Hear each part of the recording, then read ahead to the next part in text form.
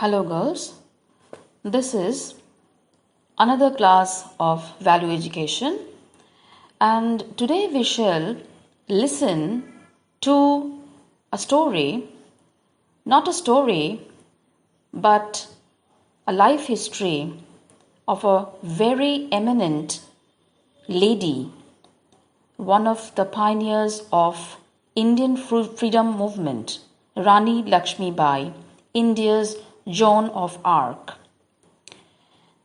Have you heard the legend of the great Joan of Arc? A national heroine of France, Joan of Arc was a peasant girl who led the French army to several important victories during the 100 Years' War. But her enemies who handed her to the British captured her. The British burnt her at stake. After a few years, the Roman Catholic Church declared her a saint. Do you know that there was an equally courageous Queen of Jhansi who is called India's Joan of Arc? She is one of the most respected women of this country, Rani Lakshmi Bai. Lakshmi Bai, who was born in 19th November 1835 and died in 17 June 1858, popularly known as Jhansi Ki Rani, was the queen of the Maratha-ruled princely state of Jhansi. Lakshmi Bai fiercely fought against the British Empire when they tried to occupy her kingdom, Jhansi. She later became an inspiration to the leaders of the Indian independence movement. When Lakshmi Bai was born, she was named Manikarnika by her parents. Affectionately, they nicknamed her Manu. At the tender age of 4, her mother died. Her father raised her. Lakshmi Bai was educated at home. Unlike most girls of her times, she took formal training in martial arts, which included horse riding, shooting, sword fighting, and fencing.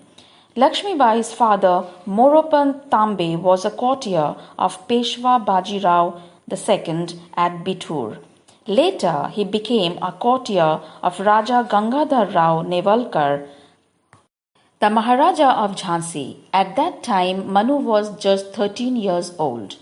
The very next year, when she was only 14, Manu was married off to Raja Gangadhar Rao.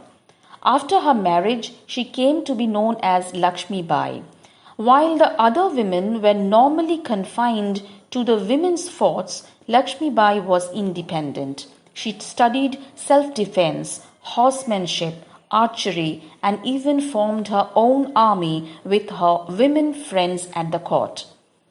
Rani Lakshmi Bai became a mother of a boy when she was just 16 years of age.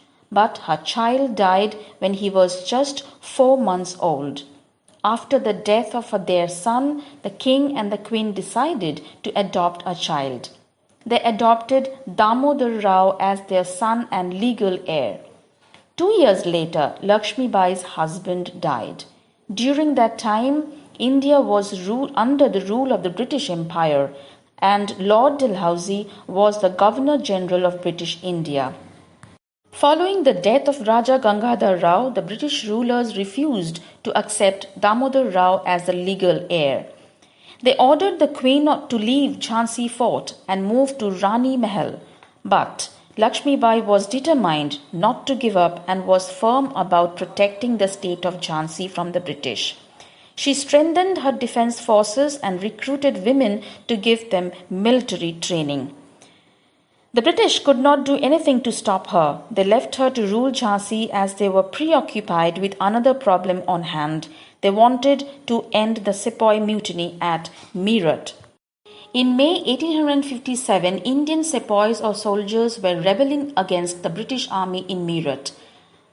The Indian soldiers who were serving the British army were protesting that the new bullet casings for their rifles were coated with pork and beef fat.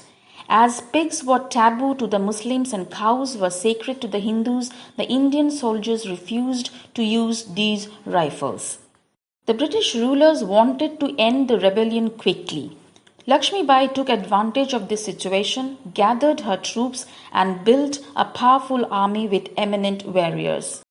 With her exceptional leadership qualities, she led her troops swiftly and efficiently and put out small fights that started in Jhansi. But in March 1958, the British troops under Sir Hugh Rose surrounded Jhansi. Queen Lakshmi Bai and her faithful warriors decided not to surrender. A fierce battle ensued between the armies and continued for nearly 2 weeks. The British tried to destroy the entire city of Jhansi, but Lakshmi Bai and her army fought valiantly and tried to defend the city. An army of 20,000 soldiers headed for Tatia Tope were on their way to help Lakshmi Bai in her battle. However, Lakshmi Bai's army could not cope up with the well-trained British soldiers.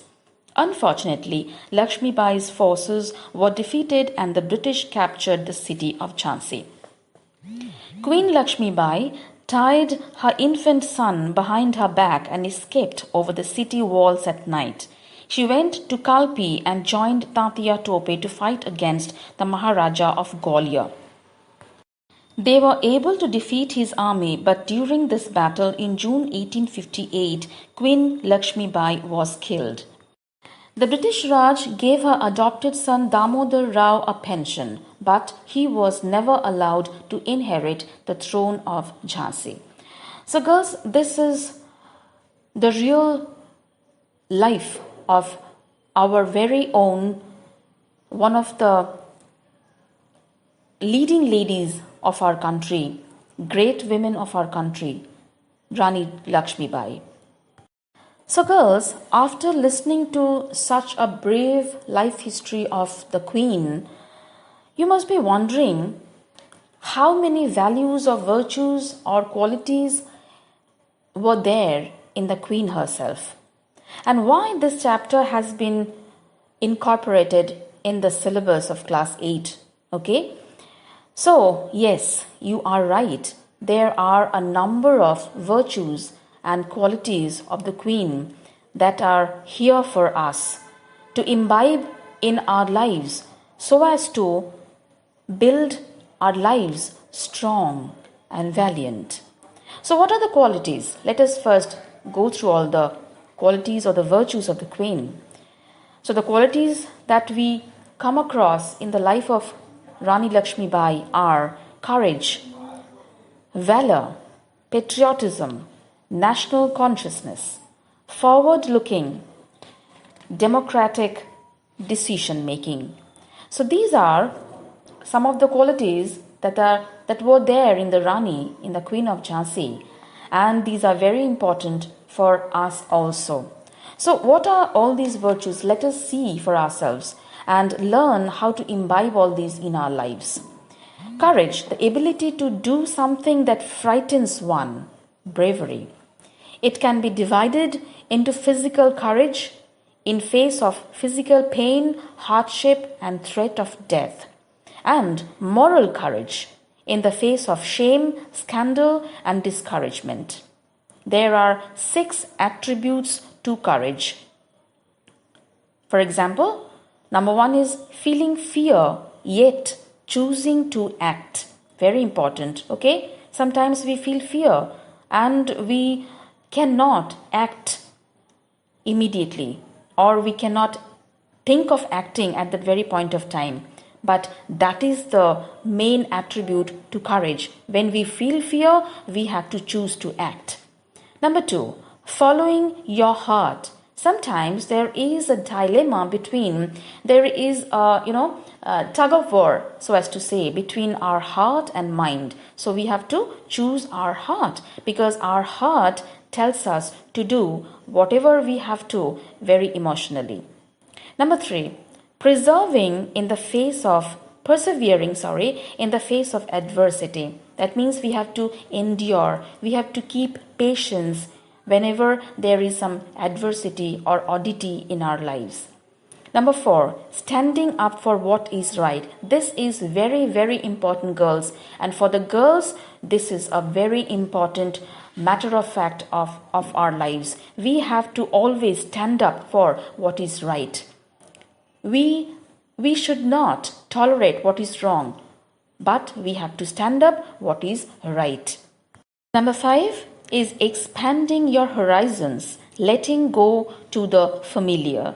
That means we have to mix up with people, we have to, enlarge the sphere. We should not only be at home with our families and friends, families and relatives, but we have to expand or enlarge our sphere. We have to go out, we have to move out, we have to be extrovert rather than being introvert. And number 6, facing suffering with dignity or faith.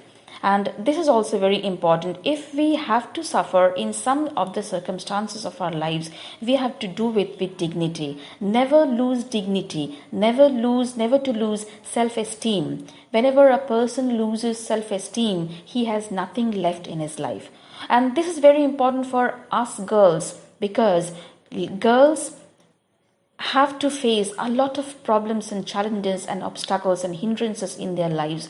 But always remember, like the Queen of Jhansi, that she never let the British encroach upon Jhansi. And we have to be like her. We have to face whatever pain and suffering that come in the pathway of our lives. We have to face it with dignity and faith and self-esteem. All these things are very important for courage. Then comes valor. It is also a great courage in the face of danger, especially in battle. So girls, this is not really very applicable to our lives, because valor is something, what I told you just now, is courage, is holding your courage in the face of danger, that is especially in battle. But we do not have battles nowadays, so maybe this is not very applicable to ourselves, but having courage is very important for all of us. Then comes patriotism. This is also another very important trait to have in ourselves, because girls, there are many countries in this world, and being Indian is to have the self-esteem. Who are you? You are an Indian, and always remember this. Always remember this. First of all, the first and foremost identity is I am an Indian. We are Indians. This is the selflessness. This is the quality of patriotism. It's the devotion to and vigorous support for one's country. Maybe sometime the country may require us for its help, and we should be there at once, because we have patriotism in us, means we have love for our country. That is very important. This attachment can be a combination of many different feelings relating to one's own homeland, including ethnic, cultural, political, or historical aspects. Patriotism is well connected with freedom. And yes, girls, when we were under the British rule, we were not free, right? Our country was not independent. And all of you know that how the time was difficult for the then Indians, okay? But now we can call us free. We celebrate the day of freedom in our Independence Day on 15th August, okay? So it's an honor for us to be a free country, to be an independent country, to be independent citizens of India. So please have in yourself the quality of being independent, and thus please have the quality of patriotism in yourselves. It is equated not with the fight against political oppression, but with the preservation of a unique people and patriotic sacrifice with the desire to secure the long-term survival of the nation. Okay? And all of us want our India to be independent forever. Then comes national consciousness. And what is this? It is a shared sense of national identity and a shared understanding that a people group shares a common ethnic or linguistic or cultural background. Historically, a rise in national consciousness has been the first step towards the creation of a nation. Italian scientist Pascal Mancini picked out such characteristics as territory, race, language, customs, history, and religion. All these together with national consciousness form a nation. Now comes forward looking. This is another very important thing for us nowadays. According to the dictionary, it is being progressive or taking the future into account. It can be added that it is an ability to plan or anticipate possible future events. As the Queen of Jhansi very well predicted the status of women in the Indian society in the context of educating them. She felt that education is the need of the hour. So we should also try to see the future and plan our actions accordingly. And the last very important virtue is democratic decision making. Democratic decision making is when a leader gives up authority over a decision and presents a series of options to the full group to vote on. The option accepted by the majority of the nation is then enacted. So, we can find that Rani Lakshmibai was a perfect blend of virtues. All these we can also imbibe in ourselves, girls. So, all these heroes can be followed and their life histories can be our pathways for successful lives. That's all, and thank you.